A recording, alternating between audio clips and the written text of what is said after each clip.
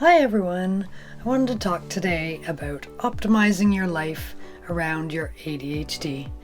I think a lot of people out there struggle more than they need to with their ADHD symptoms, partly because they have a lifestyle or a life setup that is not really ideal for their ADHD brain. So this is something that I have emphasized in my life pretty much from university, from the time I left university, without even realizing that's what I was doing.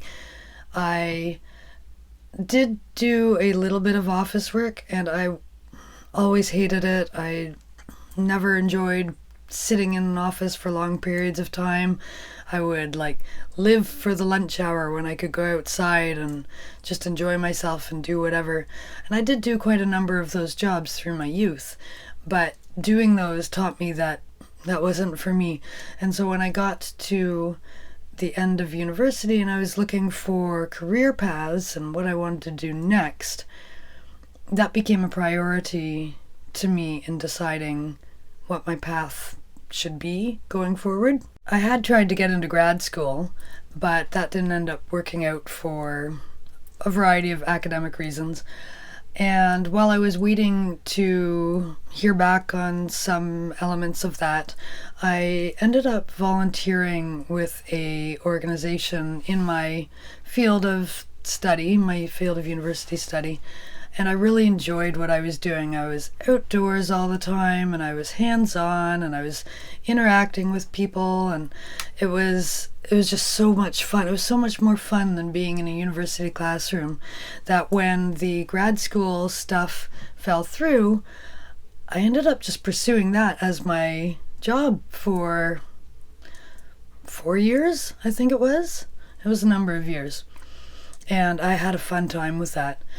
And then, as often happens with ADHD, the drive to move on and carry on to new exploits overtook me, and my then boyfriend, now husband, and I moved away from that area to a new part of the province and did some exploration, and so I left that behind. But these new projects that I had been developing were stuff that had just captured my interest, and I thought, somebody ought to do this. But there was nobody doing this, so I guess I'll just do it, because I wanted this thing. This has been behind a lot of my life decisions, actually. Many of the things that I've accomplished in my life, I've done because nobody else was doing it, and if no one else is doing it, then I'll do it. I guess that's another ADHD thing, isn't it? So one of those projects was a book, and I ended up, just through some really wonderful luck and effort, getting a book deal with a traditional publisher for this book that I wanted to see out there. And so that carried me for a little while, and after that wrapped up, I had started on some other projects that carried me along for a little while. I ended up doing a second book. At one point, I launched an online conference because it was one that I had attended for a couple of years, and then the original founders were no longer able to keep it running, and I was really disappointed that it wasn't running anymore. So I reached out to some friends and we started it back up again. That was a lot of fun. I ran that for 5 years. After that, I moved on to a third book in that same series, my third and final one. I won't be doing another one. I've started up an Etsy store that has been it's not making a ton of money, but it's contributing every month to our bills, and it's a nice little add-on that helps me be able to maintain the lifestyle that I have. And the lifestyle that has been so important to me over all this time is one of flexibility, freedom to do what I like, following my passions, setting my own schedule. All of these are really important to me in how I manage my day. And I didn't realize it at the time because I only got diagnosed with ADHD about a year ago, less than a year ago now.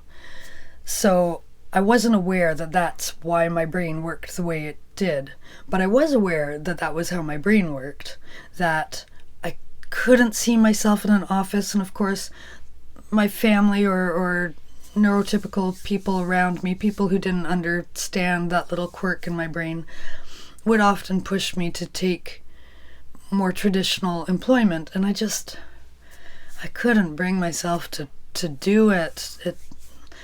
It made something all tight in here, and I couldn't. So I knew that I had to prioritize myself when I was thinking about how I was going to make money and what my career was going to look like. And I think with ADHD, that is really important. I think you can still have a traditional looking career. I think you can have office jobs or jobs where you have to go in and work for someone else. That's fine. But knowing what is important to your brain, to keep your brain happy so that you can do your best work and you can be your best self at these jobs, that's really important. And it may take you some time to realize what those elements are. Maybe you thrive on freedom and flexibility, or maybe you find the structure of routine and a set day and expectations preferable. Maybe you like the creativity of a carte blanche to do your own thing, or maybe you like having everything laid out for you and being able to follow instructions and meet expectations that are known so that you're not left floundering. Different people work different ways, but I think taking the time to figure out who you are, which one of these you are, the things that are important to you, whether you like the structure, whether you like the freedom, whether you like having the set day so that you don't have things hanging over you, or whether you like the flexibility of being your own boss, whether you would find being your own boss too overwhelming with all the extra admin stuff that comes with that, or whether you find being stuck in a chair at a desk really tough for your ADHD movement needs. Whatever it is, learning that about yourself and then figuring out a income pathway that will let you satisfy those needs can help so much with your mental state and with a lot of ADHD symptoms. I should mention too that you can do this regardless of your socioeconomic status. That people in places of privilege may have a lot more flexibility and options in what they want to do. People with a little more education may have more options, but I actually don't think that's necessarily true, because there are so many things that you can do in life that are really great for an ADHD brain that don't actually need a lot of education. And entrepreneurship, which suits so many people with ADHD, maybe you, maybe not you, but lots of people, can be a really great thing that requires no education. I mean, there may be a benefit to having an education, like a business degree or something, to help you manage the admin side of things, but you don't need it. You find something that you're good at and something that you're passionate about, and you find a way to turn that into money. But even if you don't have that entrepreneurial drive, just figuring out what the things your brain needs are and looking at jobs that you would be qualified for that fit those needs can be a great thing. So let's say on the low income, low socioeconomic side of things, if that's all you feel qualified for, then you could look at whether being a caretaker and doing the night shift for retail stores might suit your night owl brain. I'm filming this currently at 1:30 in the morning because I'm a night owl. Also, evenings are when I have free time because I have kids during the day. But night jobs would probably suit me really well.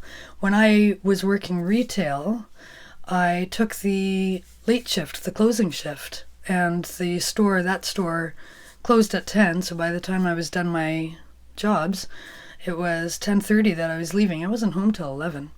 But that suited me just fine. In fact, that was better for me than a 9-to-5 job. When I was doing that retail job, I was not a cashier. I was a supervisor that I was hired for. And the supervisor position allowed me to wander around the store. I was taking care of this problem, taking care of that problem, looking after shelving issues and whatever. I wasn't just standing in one spot behind the cash, ringing things through. I mean, I did a few shifts of that because everyone was required to put in some time there. And if things got busy, then the supervisor had to step in too. But so much of my job was going and taking care of other things, and I could go sit down and when I needed to do some admin work in the back, and there was just so much variety to the job and problem solving that was great for the creativity. And so even within traditional spaces and the more entry-level job stuff, there are ways to look at the positions and the work that you're doing and find ways that will work better with your ADHD brain. Now, I do say this as someone who has relatively mild ADHD. I don't have crippling, debilitating symptoms, and I know a lot of people with ADHD do. And in those cases, there may be only so far that this advice will take you. Possibly medication is often going to be your best ally, I think, for many people, unless you have mild enough symptoms that you can manage them with behavior changes or lifestyle changes. That's something that you will need to figure out for yourself too, and that you would know best for yourself. But I do think recognizing that your brain works differently and that to live your happiest, best life, it's better to fit your life to your brain than to fit your brain to someone else's idea of life. And if you can figure that out, I think you'll be much happier with your ADHD. Everything's relative, of course, but relatively speaking. So I hope some of this advice and insight may be a little useful for you, give you some food for thought, things to mull over as you're looking at your own life. This doesn't mean throw out everything that you've currently got lined up, but it may give you some things to think about in ways that you could modify your life as it currently exists. Maybe that's asking your employer if you could remote work from home instead of even just a couple of days a week, stuff like that. Looking at ways that you can change how your life is set up that might be a little kinder to your ADHD brain. If you enjoyed this and you'd like to hear more about my own experience with ADHD and how I think that may be something helpful for you, then give this video a like, subscribe to the channel. I'll be back with lots more talking about other aspects of ADHD that can be a challenge for many people. And I'll see you in the next video. Bye.